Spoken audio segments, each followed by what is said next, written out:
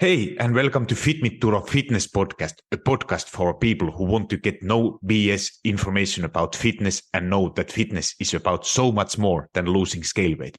It's about feeling confident in your skin and empowered in your life. I'm your host, Turo Virta, personal trainer, strength and nutrition coach, and most of all, a husband of my beautiful wife, Miriam.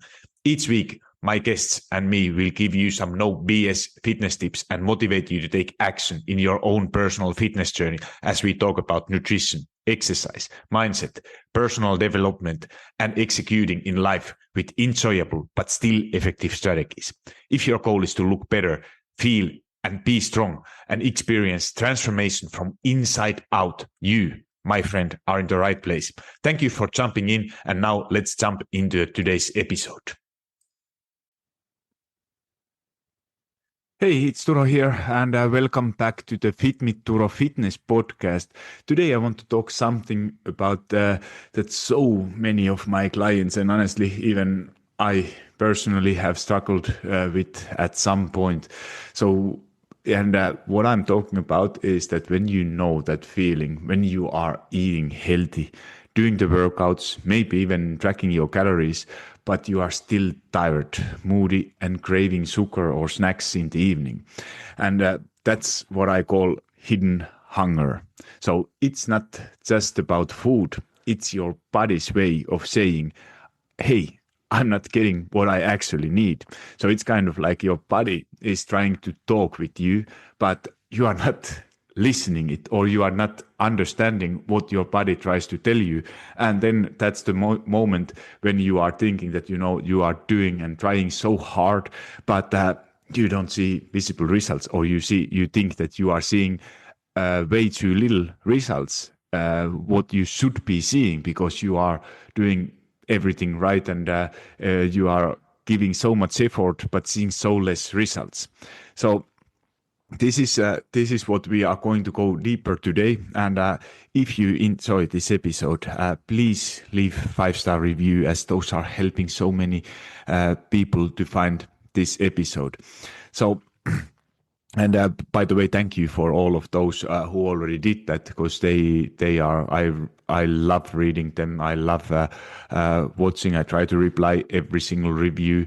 What I'm just seeing, unfortunately, or I'm not getting always some notifications, but once I check them, I look at them, I try to reply personally. If I haven't replied to you back personally, I'm really sorry. That's my intention is to reply to every email, every comment, everything what I get when I just can. So apologize if I haven't been able to reach out back to you, but thank you so much. I really, really appreciate it. So I have a couple stories what is related for this topic, and one I always love to tell these kind of stories from my either from myself or from clients I have worked with the past 10 years, as it's now 10 years that I'm officially doing this, and have been lucky to work with so many people from all over the world, from USA, from Australia, from Asia, from Europe. Of course, I'm living personally in Italy, and this is what I love in this, that it's even there is a different environment, different culture, but the principles, they are always the same. It doesn't matter which part of the world you are living, because these are principles that apply everywhere. And one of my clients is Samia, and Samia, we have been working, it's now over 3 years together. And it's just, Samia lives in Myanmar. Is not originally from there, but works in Myanmar. And that is like, for me, from someone who is living in Italy and coming from Finland, working with someone who is totally different culture, and of course, like we talked many times, there's a different kind of sources of food. You don't have access everything what, for example, I do have here in Italy, but these principles are still the same, and it might be more challenging to do same things, but the principles are still the same. So Samia couldn't understand why she was craving sweets every single night. And because she was eating clean, having oatmeal, salads, smoothies, but felt hungry 2 hours later. And then when we were looking a little bit closer, her meals were actually low in protein and low in calories early in the day. So her body was simply underfueled.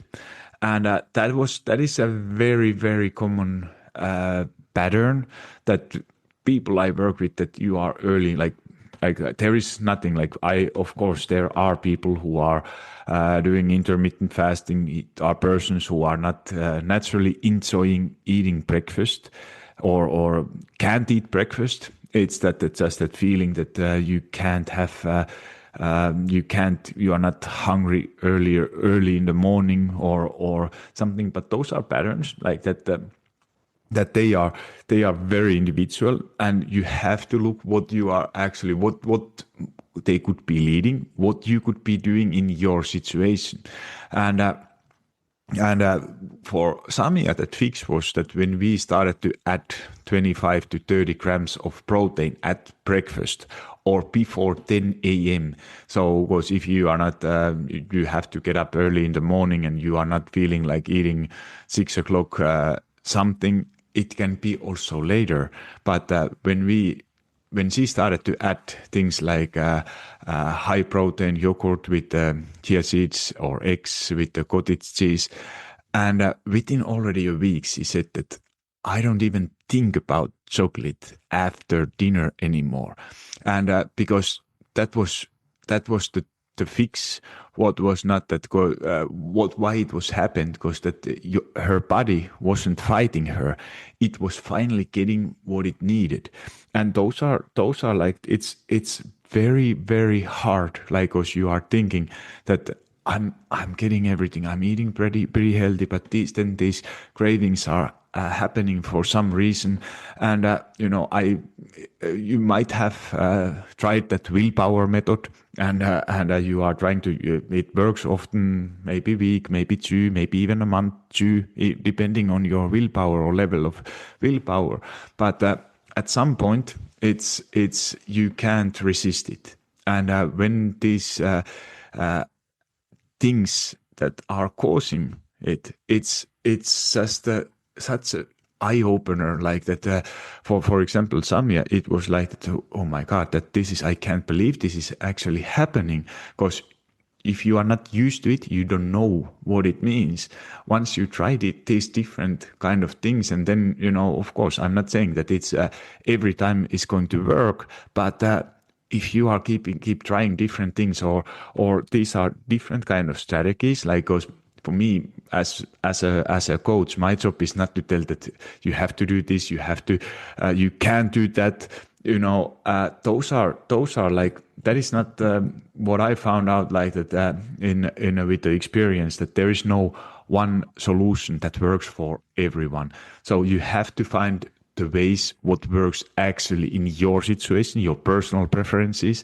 And then like, as a coach, my job is to provide you different kind of strategies, like giving you examples that what you would say, like, let's say that I give you 3 different strategies, what of these 3 you could imagine to do, let's say 5 years from now. And if there is something like, oh, this I might be trying, you try it, then you see that, oh wow, this actually helped so much. And then it's that idea is not coming from me, that who is telling you that, oh, here is your calories, here is your amount of workouts, what you should be doing, here is the foods what you can eat, what you can't eat. And because that kind of method, it's always like that. You might be in the beginning, you might be wanting to do it, but then at some point, sooner than later, usually, you are coming to a point that, oh, this is, I can't take it. It's there is like, at least I'm very good at this self-talk, what we are going with ourselves, that, oh, this feels now in right today is, it's impossible to follow these rules what you have. But once you have those kind of rules, you have made them so simple for yourself that it feels like that this is almost like that you are not even doing so much differently, you are just adding few things, then that's the point when you start to make these changes for life that last for life, and not just for you don't have that question that how long I will take this time. So this is just the first quick story about Samia. Then about there is Ingrid. Ingrid is we have been working also already over 2 years at this point, or 2 years exactly, and she often said earlier that I eat normal meals, but I always hit the wall at 3 p.m. And when we tracked her nutrition, she was often skipping lunch or eating something small or like kind of light lunch, like fruits or crackers. And so by the afternoon, her blood sugar was dropping and her brain wanted fast energy. And that's why she reached for sweets or bread. Not saying that bread is bad or sweets are bad, but because not that didn't happen because she was missing willpower or lacking willpower, but because her body needed stable energy. And we fixed that with the balanced meal, like a protein, fiber, and healthy carbs. And her energy went from crashing daily to feeling stable all the way to dinner. And that's what I call hidden hunger in action. And what is then that science behind hidden hunger? So, because I want to talk a little bit about science, why this is actually happening, because this is not just coach talking or that what is this happened for this person, because there is a science behind, and here is what actually is happening. So when you are under eating, or you are eating actually too little protein, fiber, or total calories, your body releases hormones like ghrelin, that's the like kind of hunger signal, and suppresses leptin. It's a hormone what sends you that fullness feeling and fullness signal. So even you are technically eating, your brain doesn't register satisfaction. So what it means, you are going to crave carbs, you are snacking emotionally, and you feel like something is missing. And it is missing. And because if this pattern continues, your metabolism is going to adapt, and so it slows down. Slows down to conserve energy, something called adaptive thermogenesis. So this is a little bit kind of a science talk. I'm not even able to pronounce. English is not my first language, so I'm not even able to pronounce those words correctly. So apologize. But there were interesting studies. Like I have been so passionately reading about all these, like why it's actually happening, and 2016, so that's almost 10 years ago, there was a interesting study from National Institutes of Health that they found after long periods of restriction, the metabolism can drop by 10 to 15%, and hunger hormones stay elevated for months. So that is why you can feel consistently hungry, even if you are eating kind of normal amount and normal foods, but your body is still trying to recover. So that is when you think that those two hormones, they are the most important hunger hormones, ghrelin and leptin. You can do a little research by yourself, and there are many things that it's not only about food. It's there is other factors. What I'm going to talk is what are affecting, and then if you are going to add, for example, stress, lack of sleep into that mix, and now your hormones are really out of balance. So cortisol it's your stress hormone. It's going to increase. So, of course, when you have more stress, your cortisol is going to increase. And that, again, it drives cravings for sugar and comfort food. So, if you are stressed, you have higher cortisol, and it means that you are going to crave it. There is nothing wrong with you. It's totally normal thing that you are going to, when you are like, I don't know who, any person or very, very few who are, when you are stressed, that you are reaching out for salads or vegetables or something. It's going to be usually those high calorie, low density foods, like which often include something with sugar. And then when you are sleep deprived, so it means that you are sleeping like, I hear so many people are telling that, I'm totally fine after 6 hours of sleep. But there is some statistics which are telling that there are 3%, around 3% of people who are actually with less than 7 hours of sleep, on average sleep, are doing okay. So it could be that you are one of the 3%, but most people who are telling it are not. They are just missing it. They think that, you are going through your days, you have your 7, 8 coffees, and you will be okay. You will be functioning. You will be able to do all tasks. But it means that also your hormones, those hunger hormones, that ghrelin is going to go up and leptin is going to go down. So again, we are having less fullness signal.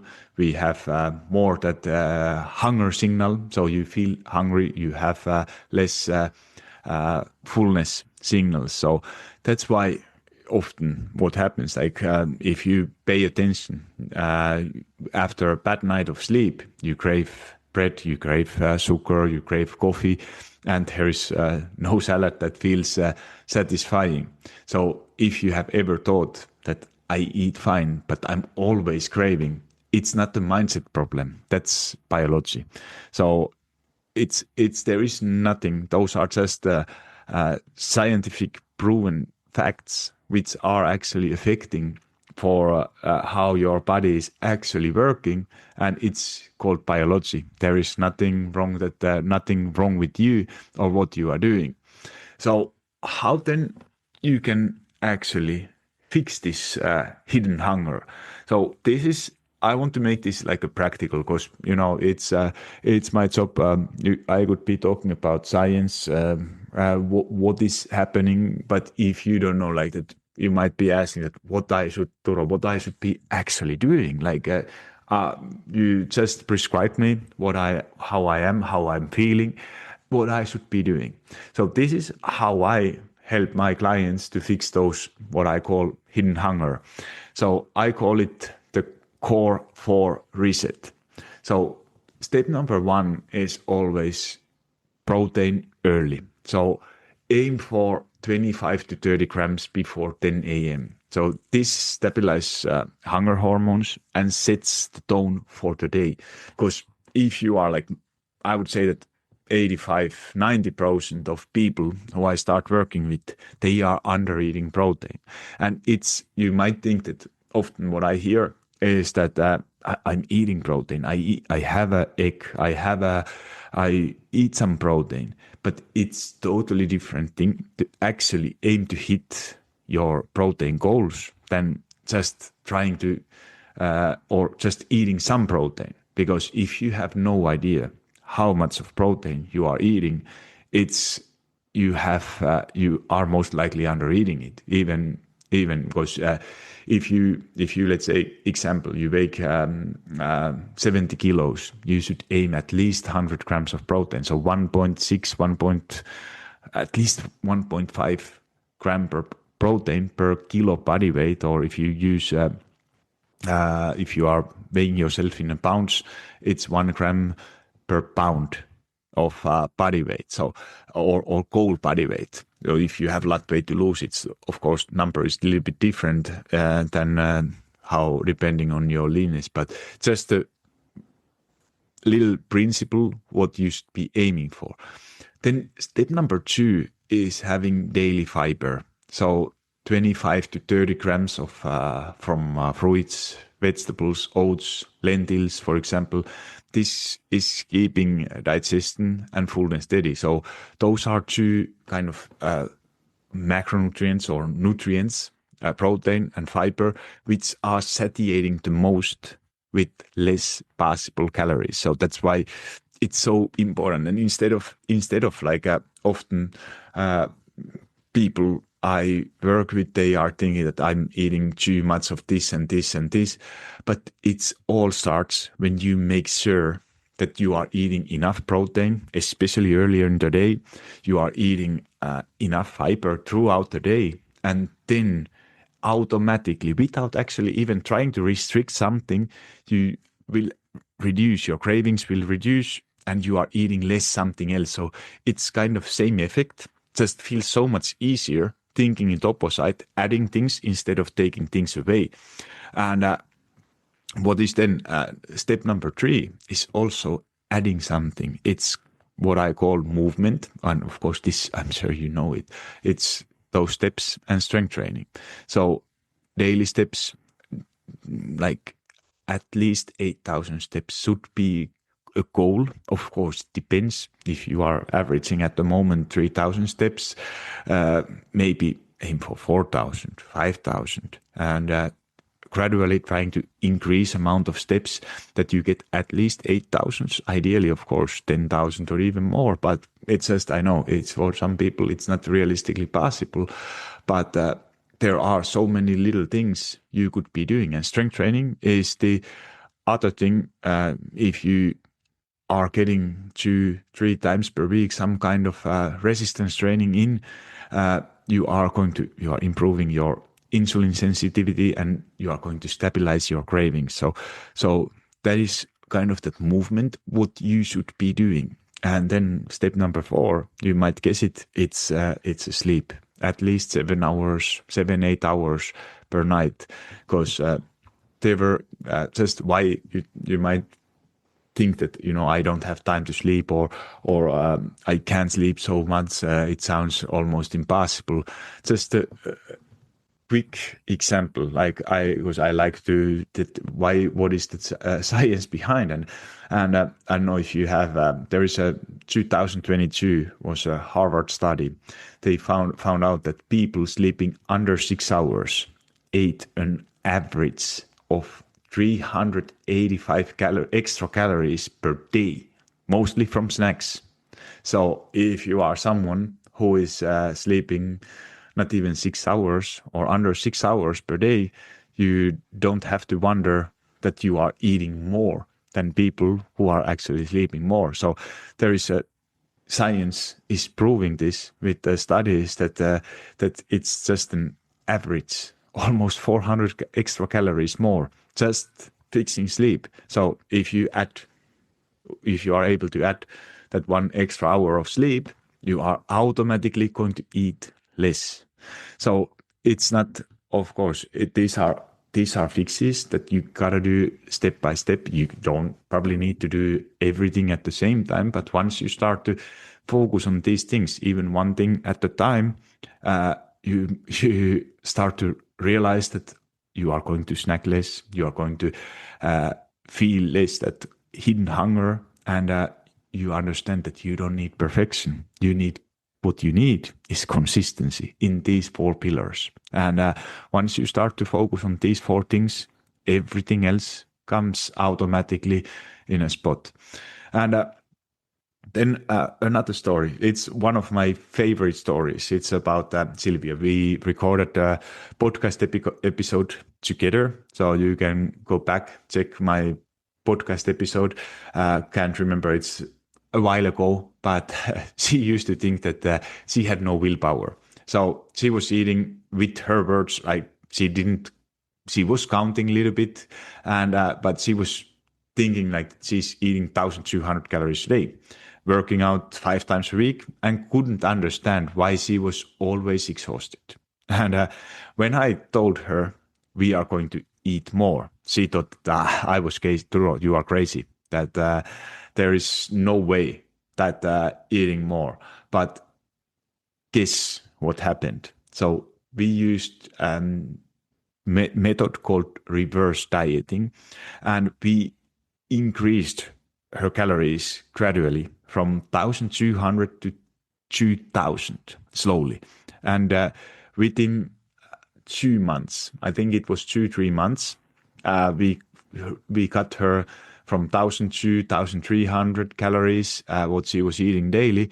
We cut her maintenance calories to 2,000. And you can imagine that that is almost doubling her food intake. And she said that I feel like a human again. Her workouts improved. You can imagine she had a lot more energy to work out. Cravings were dropping. And the funniest thing is that she finally started losing fat. Because why this happened? You might think that this is the most controversial thing, because, to lose fat, you need to eat less, you have to move more. But this is reverse dieting is something that if you don't understand what is actually happening, your body is trying to talk with you. It's impossible. Your body is trying to protect all core functions. And what happened with Sylvia is that her metabolism wasn't in that kind of what I call survival mode anymore. There is no like starvation mode, but it's she was increasing her metabolism higher, and which was already like when you are doing these kind of things, like what you might not even be noticing. You don't see it in your step amounts, but the way how you are talking, your facial impressions. Are you using your hands when you are talking? Because if you are under eating, under sleeping, overtraining, or what in this case, if you are doing all these things, they are impacting its kind of cycle. And it's so hard to understand that at this point, what you actually need is to give your body what it needs. Because to work out 5 times a week, eating so little, it might work in the beginning, but if you are in this cycle, doing this already for longer, you are not seeing results, there is very big chance that your metabolism have adapted. And I have full episodes about reverse dieting. So if you think that this is your case, please go to my all episodes, check out episodes about reverse dieting, and you will find probably something that is going to help with you. So what is then was this emotional, that hidden hunger isn't just physical. So when you are under eating or over restricting, your brain is constantly scanning for comfort and relief, and food becomes often that outlet. So next time when you find yourself snacking late at night, pause and ask yourself, am I actually hungry? Or am I tired? Am I stressed? Or am I underfueled? And you might find it's not about the food, it's about your body. It's about what your body is missing elsewhere. And this is the hardest things actually to understand, that there is something else that your body might be missing somewhere else, not just food, not about willpower, but something else. So if you remember one thing from this episode, let it be this: you are not broken, you are just underfueled. Feed your body, balance your hormones, and consistency will feel effortless again. And the magic happens not when you eat less, but when you eat better. So if this episode hit home, share it with a friend who has been feeling stuck, or DM me on my Instagram at personaltrainer_Turo, or email me turo@fitmeturo.com and tell me your biggest aha moment. And if you want to help figuring out how much you should actually eat, or want personalized plan that balances nutrition and energy, you can check out my coaching options and free calorie and protein calculator and other free tools at personaltrainerturo.com. Remember, progress doesn't come from eating less. It comes from giving your body what it needs. Thank you so much for listening. If you are still here, I really, really appreciate it. And I can't wait to talk with you next week again. Hold up, friend. Do you love Fit Me Turo Fitness podcast? If so, the best way to say thank you is to subscribe to the podcast and leave a review on iTunes. I know every podcaster wants you to leave a review, but it's because those reviews help the podcast to reach more people. I truly want to know what you think, and if this particular episode resonated with you, would you also please share it? Either send a link to someone who you think will find it valuable, or take a screenshot and post it into your social media and tell your friends and family why they should listen it. Make sure you tag me so I can hear your feedback and give you a little love. And if you aren't already following me on Instagram or TikTok, that's the perfect time to hit that follow button. Thank you for being here and listening to Fit Me Turo Fitness podcast.